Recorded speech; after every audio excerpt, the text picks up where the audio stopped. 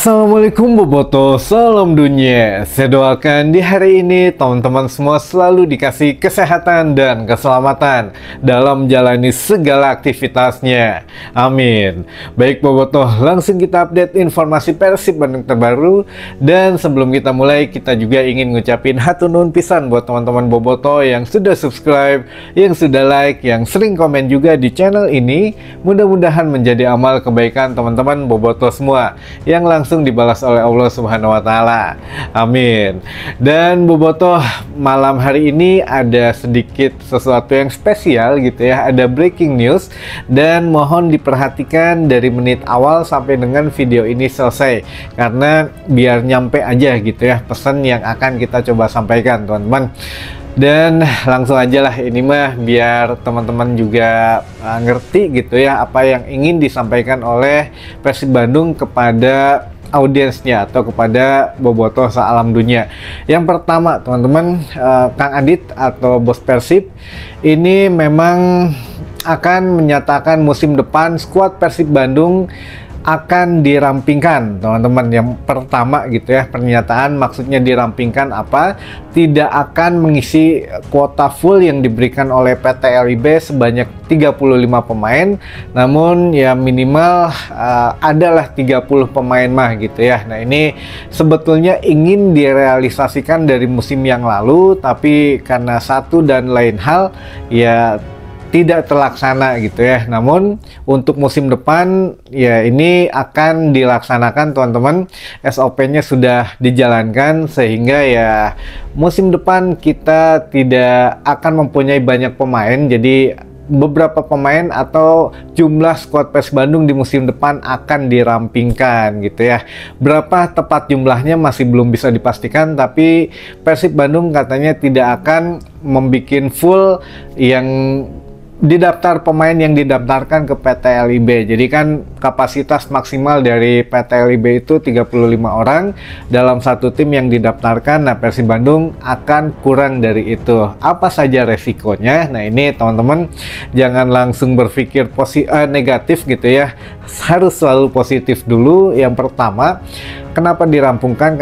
Karena ini untuk menstabilkan finansial juga, namun dengan konsekuensi Persib Bandung membeli pemain-pemain yang grade A gitu ya. Pemain yang grade A, pemain yang muda. Kenapa? Nah yang pertama dulu, untuk yang pemain grade A kan lumayan harganya teman-teman. Harga ya di luar kebiasaan Persib lah katanya gitu ya. Jadi ada beberapa yang memang harganya di atas kebiasaan Persib, di atas 4M gitu. Nah ini ya contohnya kemarin memperpanjang Maklok kan gitu ya, harga pasaran Maklok juga di atas 4M gitu. Jadi ya bisa sebetulnya, tapi harus ada yang dikorbankan sisi yang lainnya teman-teman. Nah ini yang sedang akan dicoba oleh Persib Bandung, merubah SOP musim kemarin dengan musim depan, yang mana ya musim depan kenapa dirampingkan pemain. Selama dirampingkan itu Persib Bandung ingin mempunyai pemain grade A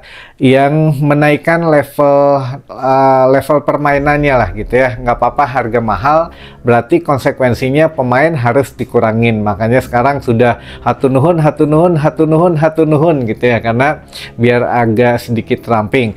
Lalu yang kedua, kenapa Persib punya roadmap harus peremajaan squad? Nah ini salah satunya, musim-musim ke depan itu akan capek gitu ya, apalagi musim depan kita akan kembali capek teman-teman, dari mulai pramusim yang mana tim lain memanfaatkan waktu liburnya ya dengan latihan, dengan TC, tapi Persib Bandung sudah harus memulai dengan ya agenda Piala Presiden gitu ya untuk Piala pramusimnya. Nah ini memang Persib Bandung membutuhkan pemain-pemain muda untuk menjaga staminanya agar ya tidak cepat kehabisan gitu ya dengan stamina pemain senior. Tapi ya ini juga ya tidak menjamin, sebetulnya ada resiko di situ gitu ya. Resikonya entah itu cedera gitu ya atau apapun lah itu, kita tidak pernah menduga satu keadaan yang memang tidak diinginkan gitu ya. Namun ya kita tetap berpikir positif saja.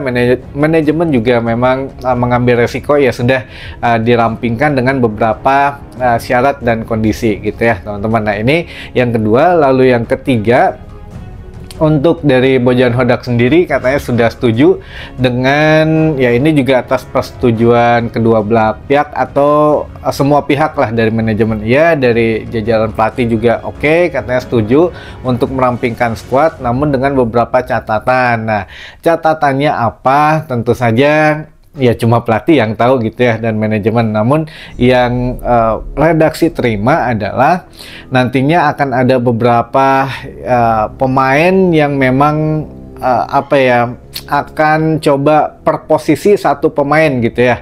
Jadi katakanlah pemain striker misalkan ada pemain asing, pelapisnya lokal gitu ya. Lalu gelandang asing satu, lokal satu. Jadi tidak ada pemain asing yang di dua posisi gitu atau pemain baru yang di dua posisi. Nah, ini akan coba diterapkan begitu teman-teman. Jadi kalau memang kita hitung-hitung gitu ya, striker misalkan kan musim depan tuh 8 pemain asing gitu ya, depan satu katakanlah, terus sayap satu, sayap kiri atau sayap kanan gitu ya, gitulah hitungannya. Lalu gelandang serang satu, lalu ada gelandang bertahan satu, lalu ada back satu, lalu ada back tengah, maksudnya bisa satu lagi back kiri atau back kanan, satu lagi penjaga gawang, kan udah 8. Jadi masing-masing satu posisi itu ada pemain barunya lah gitu, mau asing mau lokal, yang penting ada di satu posisi itu. Nah, ini yang memang apa yang sudah disetujui oleh pelatih dan manajemen, sehingga kita tidak membuang-buang anggaran dan juga tidak apa ya, mau memaksimalkan pemain yang ada gitu teman-teman. Makanya ya alhamdulillah lah Febri sudah sembuh gitu ya, Dado musim depan sudah bisa bermain lagi, lalu juga ya beberapa pemain yang dipinjamkan akan ditarik kembali, contohnya Abdul Aziz yang mana akan dicoba dulu lah, kalau khususnya Abdul Aziz mah akan dicoba dulu di pramusim, setelah itu ya nanti Bojan Hodak melihat bagaimana perkembangannya. Kalau memang ya masih bisa tipis-tipis mah mungkin ya sudah, karena memang masih tetap pemain Persib Bandung. Kalau di posisi itu membeli pemain lagi, sepertinya ya ini apa ya, ya bisa dipinjamkan kembali lah. Ya kita lihat nanti kalau untuk Abdul Aziz gitu ya. Dan itu teman-teman mungkin yang perlu diketahui. Dan ya Pak Adit juga atau Kang Adit juga bilang ya jangan terlalu apa ya, di-push dulu lah untuk tekanannya, slow baik lah gitu ya, atau nyakeun lah tinggal heula we engke, kalau memang ya tidak sesuai harapan mohon dimaklumi, karena kan ini juga satu langkah yang ingin sebetulnya lebih baik untuk Persib Bandung ke depannya, dan ini juga langkah yang baik untuk kita menatap di Piala Asia gitu ya, bukan hanya di liga lokal saja teman-teman. Jadi tampil di Piala Asia itu harus banyak modal di awal, kita memperbaiki lapangan gitu ya, stadion gitu, mendirikan training ground atau training center, ini pun tidak murah gitu ya, memerlukan dana yang banyak, sehingga kita bisa ya menatap di level Asia tuh rada gagah gitu ya. Kalau tim-tim lain yang tampil di ACL 2 katakanlah, itu minimal mereka punya lapangan latihan sendiri atau punya training center sendiri gitu. Jadi ya gagah lah, ketinggalan gagah gitu ya. Jadi Persib juga ingin sejajar dengan tim-tim di kelas Asia gitu, minimal di kelas Asia teman-teman gitu ya. Jadi ya sudahlah, kalau memang apapun nanti keputusan manajemen, kita ikut saja, kita doakan saja yang terbaik. Kalau memang di perjalanannya nanti ada yang tidak sesuai, ya kita lihat nanti teman-teman. Yang penting tidak menjudge dari awal dulu gitu ya. Kita nikmati saja apa yang sudah dirancang oleh manajemen dan Bojan Hodak teman-teman. Siapapun pemainnya nanti mohon diterima dan disupport gitu, tidak dikucilkan terlebih dahulu gitu ya. Ya udah gitu aja dulu deh untuk informasi malam hari ini, dan ada pertanyaan mungkin atau salam-salam gitu ya yang coba kita bacain. Dan lumayan seueur ya bobotoh. Kita mulai dari pertanyaan dulu aja lah gitu ya, biar menghemat waktu. Kalau Kakang jadi ke Bayangkara nggak, Kang Roni? Kakang sepertinya masih tetap di Persib Bandung. Karena kalau untuk Bayangkara kan kalau nggak salah apa ya, Sumarji pernah mengatakan bahwa dia hanya akan mengambil, ada dua pilihan katanya, dia akan mengambil pemain yang memang sudah kontraknya habis, yang sebagai anggota kepolisian gitu ya, yang kontraknya habis di klubnya, contohnya Ferrari yang habis di Persija, dia akan ke Bayangkara sepertinya gitu ya. Lalu ya beberapa pemain yang lain tidak termasuk Kakang. Kakang di sini masuk ke kategori yang kedua. Itu kapan habisnya katanya, tahun depan atau musim depan untuk kontrak Kakang habis di Persib Bandung, dan itu ya ditawarin mau tetap di Persib atau kita tebus gitu ya. Ya tebus dengan transfer, bukan dengan surat sakti kalau sekarang. Dan Kakang akhirnya tetap memilih di Persib Bandung ya, alhamdulillah gitu ya. Ini juga masih pemainnya terus berkembang ya, kita juga harapkan yang terbaik lah untuk barisan pertahanan Persib Bandung gitu ya. Jadi Kakang sudah dipastikan tetap di Persib Bandung, teman-teman. Lalu pertanyaan yang kedua, kapan Persib ngumpul lagi? Tanggal 30 Juni akhir bulan ini, itu untuk latihan, maksudnya ngumpul latihan ya teman-teman.